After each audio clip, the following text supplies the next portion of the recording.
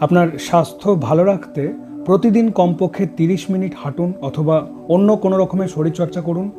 এছাড়াও স্বাস্থ্যকর খাবার খাওয়া, পর্যাপ্ত ঘুম এবং মানসিক চাপ কমানো অত্যন্ত জরুরি।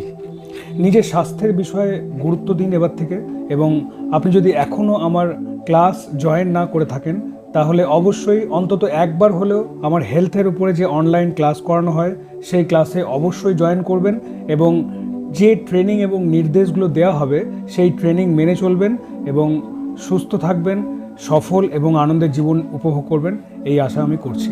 নমস্কার।